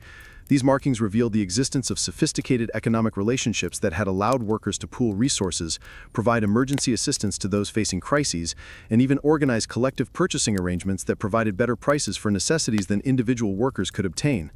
Dr. Thornley's team discovered that the symbol system had also been used to coordinate social and cultural activities that took place within the factory after official working hours. Markings indicated when and where gatherings would take place, what type of activities were planned, and how workers could contribute to community celebrations or mutual aid projects. These symbols revealed that the factory had served not only as a workplace but as a community center for workers who had few other spaces available for social activities. The investigation of the symbol system led to the discovery of additional hidden documents that provided context for understanding how this communication network had developed and been maintained. Letters and diary entries found in various hiding places throughout the factory revealed that the symbol system had been created by a small group of workers who had recognized the need for secure communication methods and had gradually taught the system to trusted colleagues over a period of years. The documentation showed that the symbol system had evolved from simple practical needs into something approaching a complete alternative culture within the factory environment. Workers had used the symbols not only for practical communication but for artistic expression, creating decorative patterns that beautified their harsh working environment while serving functional purposes. These artistic applications of the symbol system revealed aesthetic sensibilities that had found expression despite the apparent absence of opportunities for creative activity within the industrial environment. Dr. Thornley's team found evidence that the symbol system had been used to maintain connections between workers at the Hartwell Mill and employees at other factories throughout the industrial district. Identical symbols found at multiple excavation sites suggested that the communication system had spread beyond individual factories to create networks that spanned entire industrial communities, allowing coordination of activities and sharing of information across the broader working-class population. The discovery of these interfactory networks revealed that industrial workers had created their own systems of communication and organization that had operated independently of the official channels controlled by factory owners and government authorities. These networks had provided workers with access to information about employment opportunities, wage rates, working conditions, and management policies at different factories, knowledge that had enhanced their ability to make informed decisions about their working lives. The archaeological evidence suggested that the symbol system had been used to coordinate resistance activities that had extended far beyond individual factories or local communities. Markings found at various sites indicated planning for coordinated work slowdowns, strikes, and other forms of collective action that had required precise timing and communication across multiple locations. These discoveries revealed that industrial workers had been far more organized and strategically sophisticated than contemporary observers had recognized. The investigation of the symbol system led Dr. Thornley's team to examine similar markings at other industrial archaeological sites throughout northern England. Research that revealed the existence of a widespread worker communication network that had operated across the entire industrial region. The consistency of symbols and their meanings across different locations indicated that workers had maintained contact and coordination over distances that would have been difficult to achieve through conventional means of communication. The broader investigation revealed that the symbol system had been part of a comprehensive underground culture that had included its own forms of education, entertainment, and social organization. Hidden schools had operated within factory communities using the symbol system as part of literacy training that prepared workers to participate in the complex communication networks that sustained their resistance and mutual aid activities. The educational activities revealed by the archaeological investigation challenged assumptions about the intellectual capabilities and interests of industrial workers, demonstrating that they had created sophisticated systems of knowledge transmission that had operated entirely outside official educational institutions. These underground schools had taught not only basic literacy and numeracy, but practical skills related to mechanical repair, safety procedures, and organizational leadership that had enhanced workers' ability to survive and resist within the industrial system. Dr. Thornley's research revealed that the symbol system had also been used to preserve and transmit cultural traditions that might otherwise have been lost during the transition from agricultural to industrial life. Symbols representing seasonal celebrations, folk stories, and traditional crafts had been incorporated into the factory communication system, allowing workers to maintain connections to pre-industrial culture despite their immersion in the mechanical environment of factory production. The preservation of traditional culture through the symbol system had provided workers with sources of identity and meaning that had existed independent of their industrial roles, psychological resources that had helped them maintain mental health and social cohesion despite the dehumanizing conditions of factory labor. These cultural preservation activities revealed the determination of industrial workers to maintain their humanity and historical connections despite the pressures of industrial conformity. The archaeological investigation concluded with the recognition that the symbol system represented only the most visible aspect of a hidden worker culture that had operated parallel to the official industrial system throughout the Victorian period. The sophistication and extent of this underground culture suggested that industrial workers had possessed far greater agency and organizational capability than had been recognized by contemporary observers or subsequent historians, challenging fundamental assumptions about the nature of industrial society and the relationship between workers and the system that had dominated their lives. The final phase of the Hartwell Mill excavation brought Dr. Thornley's team to the most emotionally resonant discoveries of their investigation. Artifacts that spoke not to organized resistance or systematic communication, but to the deeply personal ways that individual workers had carved out spaces for meaning and memory within the mechanical landscape of industrial production. These intimate traces of human presence, preserved by chance and revealed by careful excavation, offered glimpses into the inner lives of people whose daily existence had been shaped by forces far beyond their control. In a small depression that had once served as a foundation for machinery, archaeologists discovered a collection of personal items that had apparently been buried deliberately, creating a time capsule that preserved one worker's most precious possessions. The cache contained a small mirror wrapped in silk, a wooden comb carved with intricate patterns, several letters tied with ribbon, a pressed flower between sheets of paper, and a tiny wooden doll whose paint had faded but whose features remained clearly defined. The letters, written in a woman's careful handwriting, revealed themselves to be correspondence from a daughter who had remained in a rural village while her mother sought employment in the Manchester mills. The young woman's words painted pictures of countryside seasons, describing the progression of crops through planting and harvest, the behavior of familiar animals, and the social rhythms of village life that continued in the absence of family members who had departed for industrial employment. These letters represented more than simple family correspondence. They served as lifelines that connected industrial workers to identities and relationships that existed outside the factory system. The daughter's descriptions of rural life provided her mother with psychological refuge from the mechanical environment that dominated her daily existence, allowing her to maintain connections to natural rhythms and community relationships that had shaped her earlier life. The pressed flower found among these personal items had been carefully preserved between sheets of paper on which someone had written fragments of poetry in the same handwriting found in the letters. The verses, apparently original compositions rather than published poems, described memories of countryside walks, the sound of church bells across fields, and the particular quality of light that filtered through trees during different seasons of the year. These poetic fragments revealed the existence of literary creativity among factory workers, artistic expression that had found outlet despite the apparent absence of time or energy for such activities within the demanding schedule of industrial labor. The careful preservation of these verses alongside other precious items suggested that creative expression had served as a form of psychological sustenance that helped workers maintain their sense of individual identity. Dr. Thornley's team discovered similar caches of personal items throughout the factory site, each one telling its own story of how individual workers had attempted to preserve connections to life experiences that transcended their industrial roles. One collection contained small tools that had been used for wood carving, along with several miniature sculptures that demonstrated considerable artistic skill despite having been created from scraps of material found around the factory. Another cache revealed evidence of someone who had maintained a correspondence course in mathematics, studying advanced topics that had no direct application to factory work, but that apparently provided intellectual stimulation and a sense of personal development. The notebooks contained careful solutions to complex problems, margin notes that showed engagement with abstract concepts, and evidence of a mind that refused to accept the intellectual limitations imposed by industrial routine. These discoveries revealed that factory workers had created their own systems of education and personal development that had operated entirely outside official channels, pursuing knowledge and skills that satisfied intellectual curiosity rather than serving the practical demands of industrial production.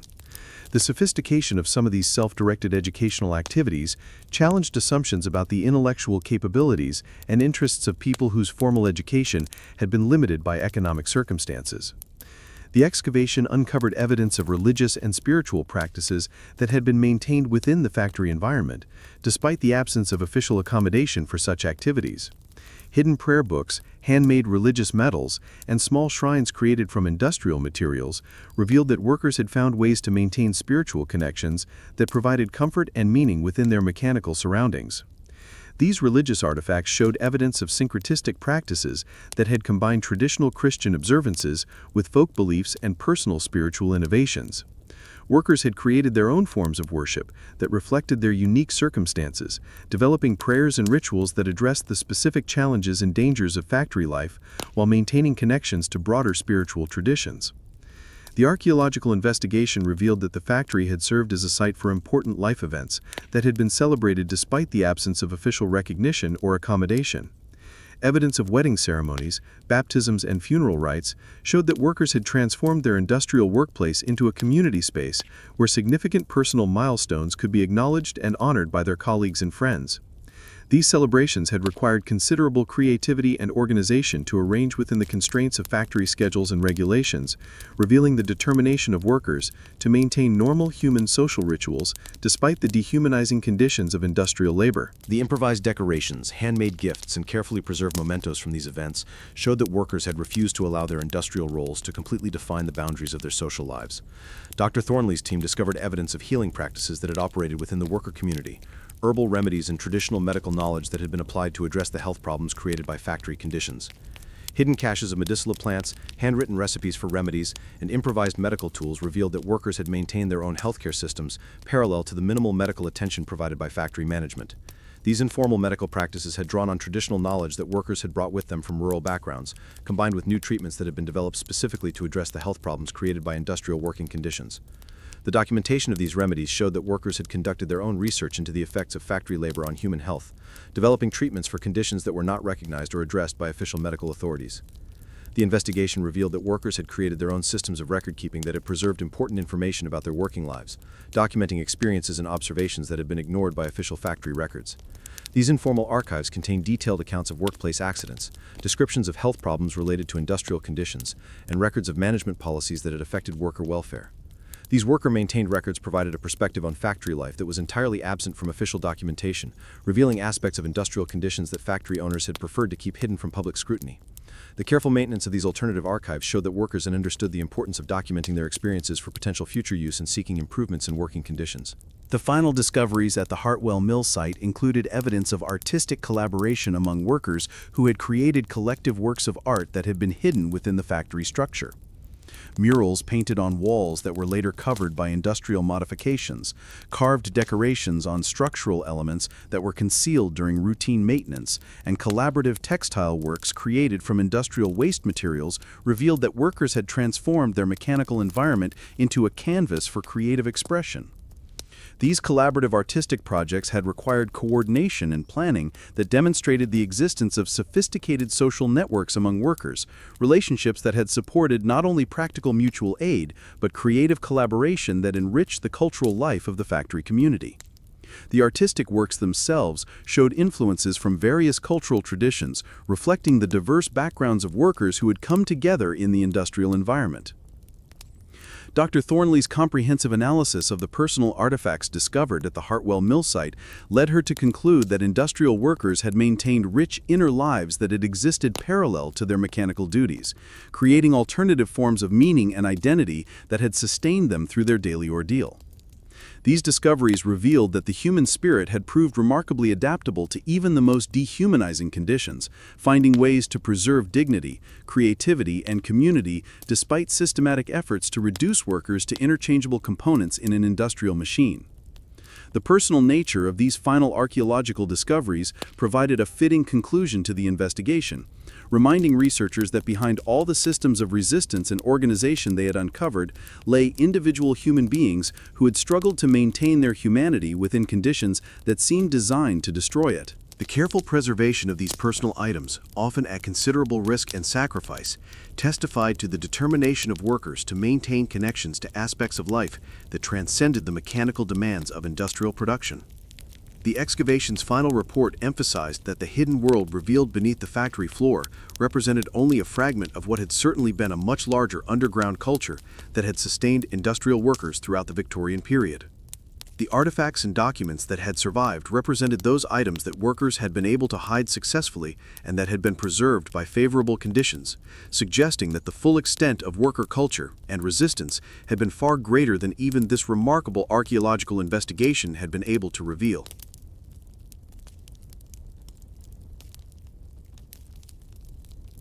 While the factory bells of Manchester summoned thousands to their daily ordeal in the textile mills, a different kind of mourning ritual unfolded in the elegant townhouses of Didsbury, where the mill owners and their families began each day surrounded by comforts that had been purchased with the profits extracted from industrial labor. The contrast between these two worlds, existing within the same city but separated by an almost unbridgeable gulf of experience, reveals the human cost of the wealth that transformed Victorian Britain into the workshop of the world. In the Whitmore mansion, the same Samuel Whitmore who had guided Francis Wright through his factory awakened each morning to the gentle sounds of servants preparing his household for another day of comfort and leisure. The house itself stood as a monument to industrial success, its rooms filled with furniture crafted from exotic woods, its walls decorated with paintings that had been purchased during grand tours of European capitals, its windows draped with silk that had been woven in the very mills where his workers spent their daylight hours breathing cotton dust and tending dangerous machinery. The morning routine in the Whitmore household began with servants who had risen before dawn to light fires, prepare meals, and ensure that every aspect of the family's environment would be perfect before they descended from their comfortable bedrooms. These domestic workers, many of whom had family members employed in the factories, moved through the elegant rooms with quiet efficiency, creating an atmosphere of seamless comfort that allowed the mill owner's family to remain largely unconscious of the labor required to maintain their lifestyle. Whitmore's breakfast was served on china that had been imported from the Orient, accompanied by foods that represented the global reach of British industrial wealth: coffee from Ceylon, sugar from the West Indies, fruits that had been shipped from Mediterranean groves, and bread made from wheat that had been grown on the great estates of rural England. The meal itself represented more wealth than many of his factory workers would see in months of labor, yet it was consumed with the casual indifference of people who had never known scarcity or uncertainty. The conversation around the Whitmore breakfast table revealed the intellectual and emotional distance that separated the mill owner from the realities of industrial production, even though his wealth depended entirely on the labor of workers whose names he did not know and whose living conditions he had never seriously examined.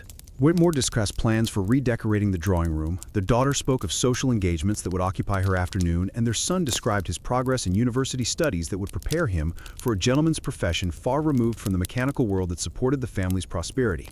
When Whitmore discussed his business affairs, he spoke in terms of production figures, market conditions, and mechanical efficiency, referring to his workers as units of production rather than as individual human beings with their own needs, concerns, and aspirations. The language he used to describe factory operations revealed a mentality that had abstracted human labor into mathematical calculations, allowing him to make decisions about working conditions and wage rates without considering the personal impact of such policies on the people whose lives they governed. The physical environment of the Whitmore household stood in stark contrast to the cramped, poorly ventilated tenements where his workers lived with their families. The mansion's rooms were spacious and well-appointed, with high ceilings that provided natural ventilation, large windows that admitted abundant natural light, and heating systems that maintained comfortable temperatures throughout the winter months. These amenities, which the Whitmore family considered basic necessities, represented luxuries that were completely beyond the reach of the workers whose labor had made such comfort possible. The daily schedule of the mill owner's family revealed the extent to which industrial wealth had freed them from the temporal constraints that governed the lives of working people. While factory workers rose before dawn and labored until evening according to the rigid schedule imposed by mechanical production, the Whitmore family moved through their days according to social rhythms that emphasized leisure, cultivation, and the careful management of their elevated social position within Manchester's industrial elite. Whitmore's own daily routine included visits to his office, where he reviewed production reports and met with managers.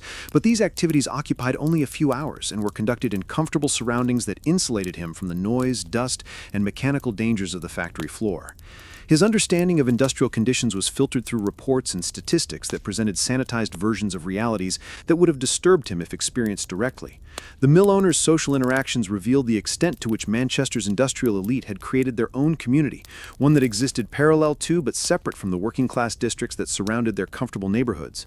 His friends and associates were other mill owners, merchants, and professionals whose wealth derived from industrial profits, creating a social environment where the moral implications of factory conditions were rarely discussed, and where the human cost of industrial production could be easily ignored. The conversations that took place in the comfortable drawing rooms of Manchester's industrial elite revealed a collective psychological mechanism that allowed them to maintain their sense of moral respectability while profiting from systems that caused tremendous human suffering. They spoke of industrial progress as a civilizing force, of factory employment as an opportunity that they were providing to workers who would otherwise lack productive occupation, and of their own wealth as evidence of personal virtue and social contribution.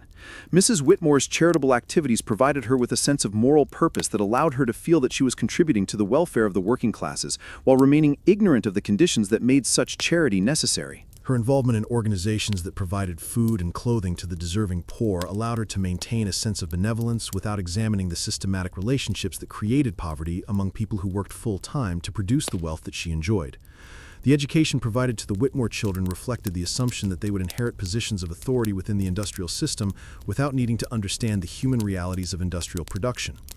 Their lessons in history, literature, and moral philosophy prepared them to see themselves as natural leaders of society, while carefully avoiding any serious examination of the conditions under which their social position had been achieved and would be maintained.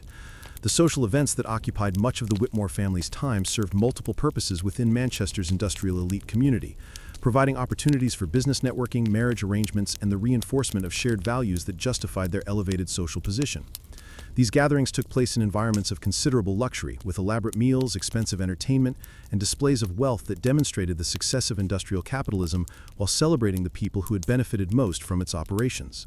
The physical isolation of the mill owner's family from the working-class districts of Manchester was reinforced by transportation arrangements that allowed them to move through the city without experiencing the environmental conditions that shaped daily life for industrial workers. Their carriages provided them with mobile private spaces that insulated them from the smoke, noise, and crowded streets of the industrial districts, allowing them to remain psychologically as well as physically separate from the world that sustained their comfort. The domestic staff in the Whitmore household occupied a complex position within the social hierarchy of industrial Manchester, enjoying better working conditions than factory employees while remaining economically dependent on the same system of industrial production. These servants provided the mill owner's family with their most direct contact with working-class experience, yet the hierarchical nature of domestic service ensured that such interactions reinforced rather than challenged existing social relationships. The seasonal rhythms that governed the social calendar of Manchester's industrial elite reflected their freedom from the mechanical time that controlled the lives of factory workers, allowing them to organize their activities around natural seasons, social traditions, and personal preferences rather than the demands of continuous industrial production. Their ability to travel, to vary their daily routines, and to pursue leisure activities represented forms of temporal freedom that were completely unavailable to workers whose lives were structured entirely around the schedules imposed by factory operations. The moral philosophy that guided the mill owner's family reflected broader Victorian beliefs about social hierarchy, individual responsibility, and the relationship between wealth and virtue that allowed them to maintain their sense of righteousness while participating in systems that caused considerable human suffering. These beliefs provided them with intellectual frameworks that justified existing social relationships while placing the responsibility for workers' hardships on individual moral failings rather than systematic exploitation. The afternoon hours in the Whitmore household unfolded with the leisurely pace that only unlimited wealth could provide, each moment carefully orchestrated to maintain the illusion that such comfort was the natural order of things rather than the product of systematic extraction from the labor of others.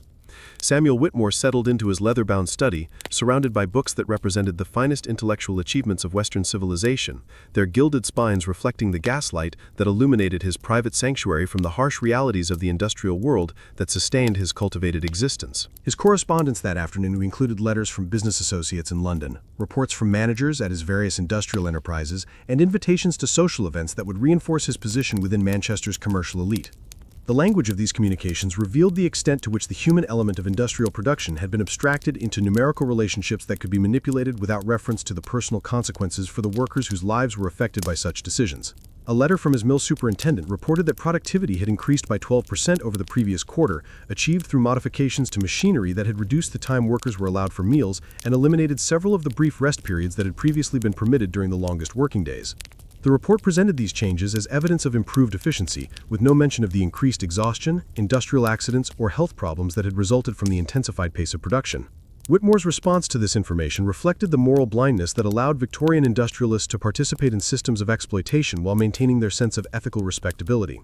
He expressed satisfaction with the improved productivity figures and authorized additional modifications that would further increase the pace of work, viewing these changes as evidence of his own business acumen rather than as decisions that would cause additional suffering for workers whose names he did not know and whose welfare he had never seriously considered. The mill owner's study contained visual reminders of the global reach of British industrial power, including maps that marked the locations of raw material sources, manufacturing centers, and markets that had been connected through the network of imperial commerce that sustained Victorian prosperity. These maps allowed Whitmore to see himself as a participant in a grand historical process that was bringing civilization and progress to the world, a narrative that obscured the human cost of this industrial expansion both at home and in the colonies that supplied raw materials for British manufacturing. His afternoon reading included reports from travel writers who described the exotic locations where cotton was grown, accounts that presented colonial plantations as romantic adventures rather than sites of systematic exploitation that rivaled the worst conditions in British factories. These descriptions allowed Whitmore to maintain comfortable ignorance about the connections between his industrial success and the slavery, indentured servitude, and other forms of coerced labor that produced the raw materials processed in his mills. The comfortable isolation of the mill owner's study was interrupted only by the discreet presence of servants who maintained the physical environment that supported his intellectual activities, bringing tea, tending the fire, and ensuring that every detail of his surroundings remained perfect without requiring his attention or acknowledgement. These domestic workers moved through his private space with the invisibility that Victorian society demanded of the laboring classes, their presence noted only when some detail of service fell short of the exacting standards that wealth had taught him to expect.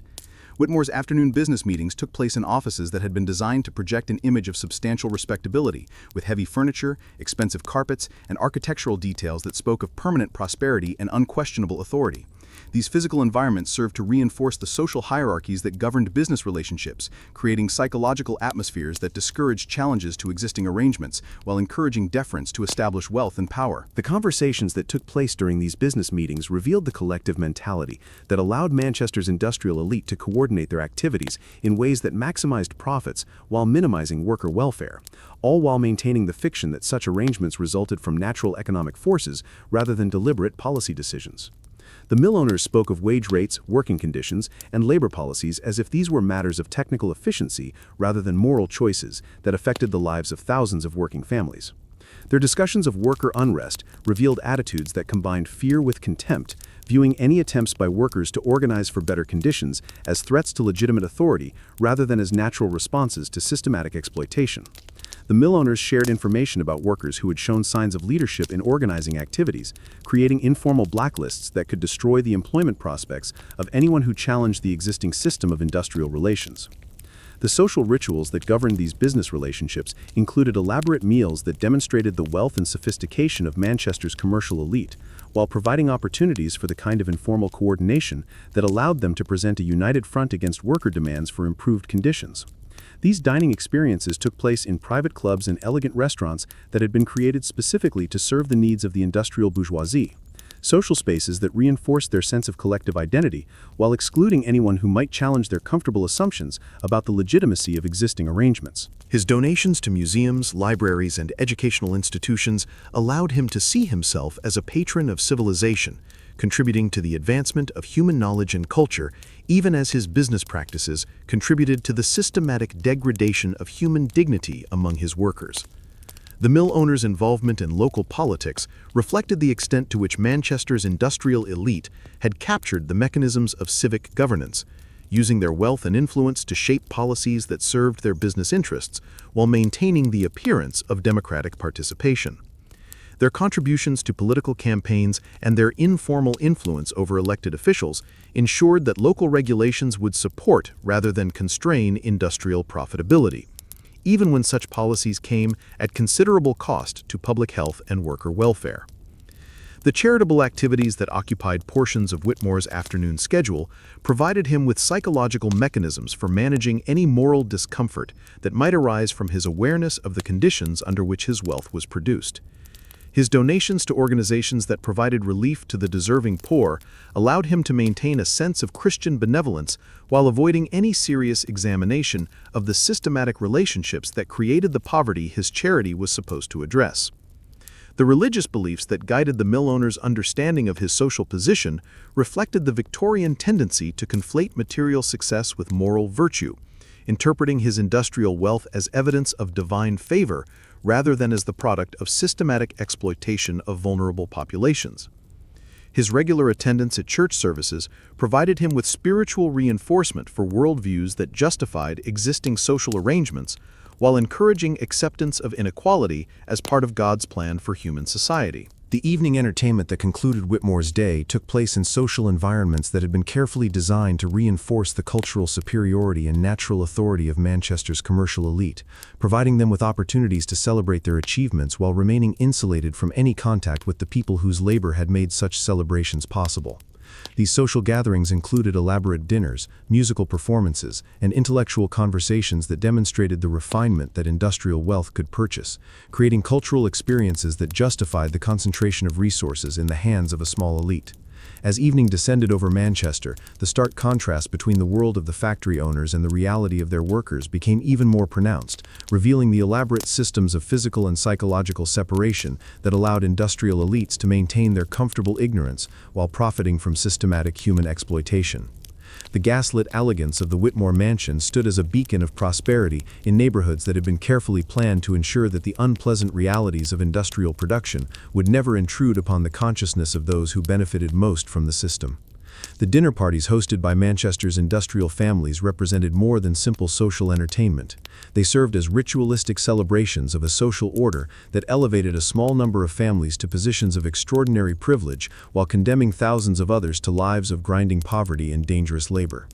The elaborate reels that graced these gatherings required the coordinated efforts of dozens of servants, many of whom had family members working in the very mills that generated the wealth being celebrated in such magnificent style.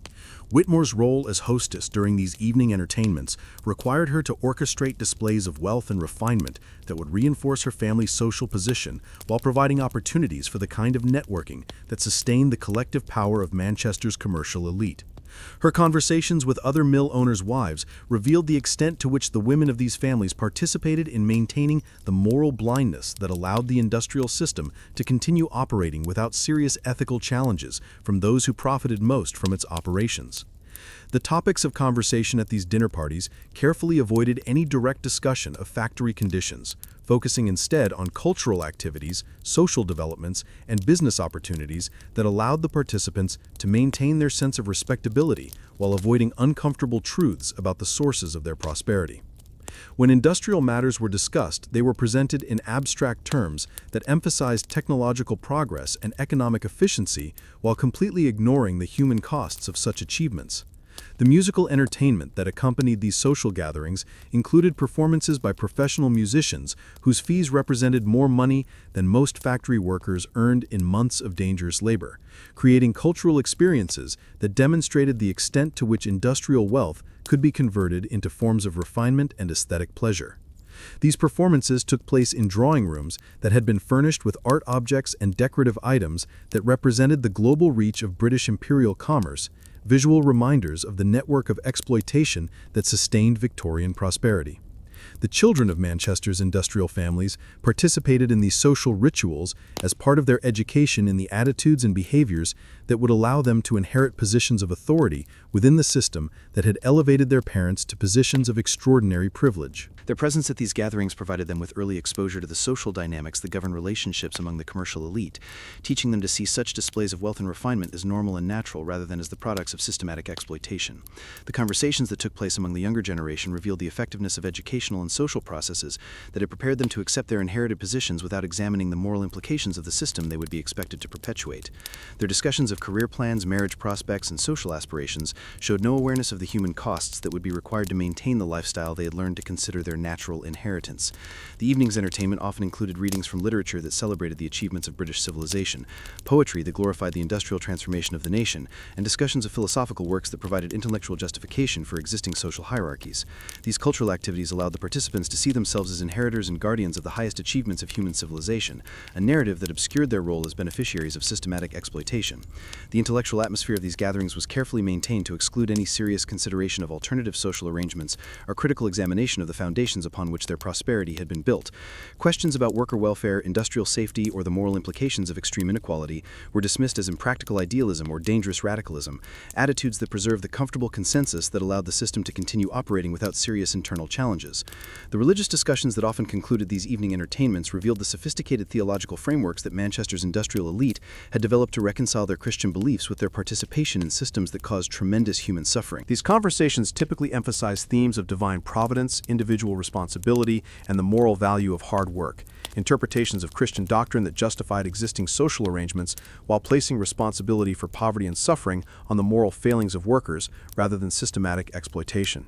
The physical comfort of the environments where these conversations took place served as constant reinforcement for the participants' sense that their elevated social position was natural and deserved, making it difficult for them to imagine that alternative arrangements might be possible or desirable. The warmth, light, and luxury that surrounded them created psychological atmospheres that made their privilege seem like the normal human condition rather than an extraordinary concentration of resources that had been extracted from the labor of others. The departure of guests from these evening entertainments involved elaborate rituals of courtesy and social positioning that reinforced the hierarchies and alliances that sustained the collective power of Manchester's commercial elite.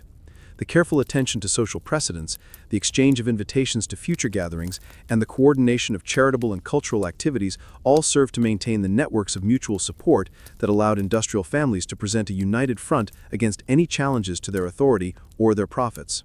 The transition from public entertainment to private family time revealed additional layers of the psychological mechanisms that allowed industrial elites to maintain their moral equilibrium despite their participation in exploitative systems.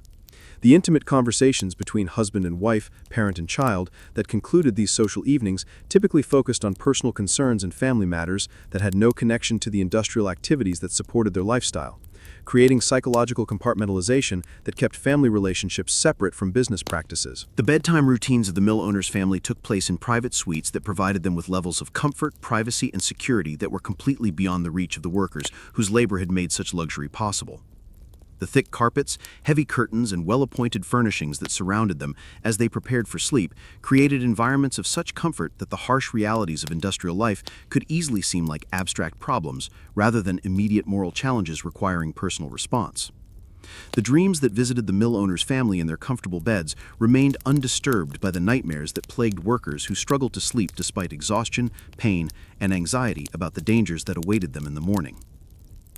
The physical and psychological insulation that wealth provided allowed industrial elites to sleep peacefully, while the system that sustained their comfort continued its relentless operation throughout the night, preparing for another day of extracting profit from human suffering. The midnight hours brought different experiences to the two worlds that coexisted within industrial Manchester, revealing the ultimate consequences of a system that concentrated enormous wealth in the hands of a few, while subjecting thousands of others to conditions that shortened their lives and destroyed their health. While mill owners rested in comfort and security, night shift workers continued their dangerous labor in poorly lit factories, their exhaustion increasing the likelihood of the accidents that provided occasional interruptions to the steady accumulation of profits that supported the elegant lifestyle of their employers. The contrast between these two forms of existence within the same city represented more than simple economic inequality. It revealed the moral bankruptcy of a system that treated some human beings as inherently more valuable than others, creating social arrangements that systematically sacrifice the welfare of working people to provide luxury and leisure for industrial elites.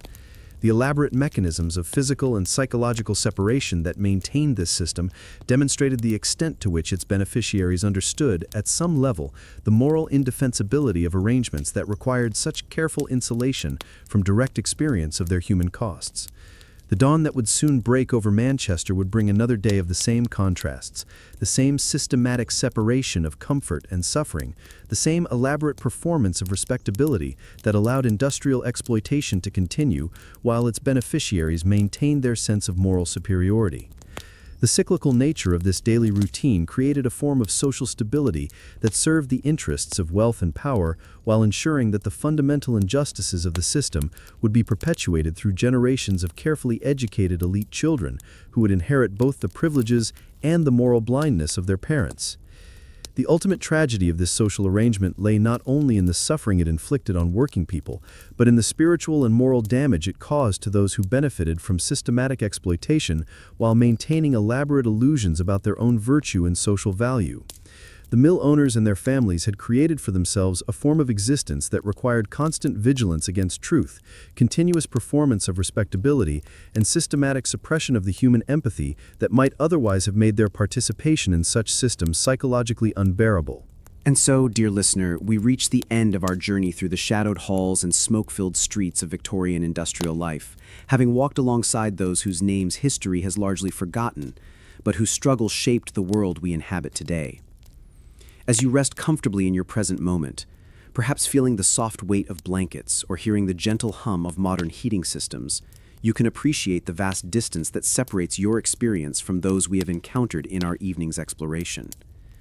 The factory workers whose dawn awakening we witnessed, whose exhausting days we shared, and whose hidden acts of resistance we discovered through archaeological investigation, lived lives that were shaped by forces that could not control, but which they never ceased to resist in ways both small and profound.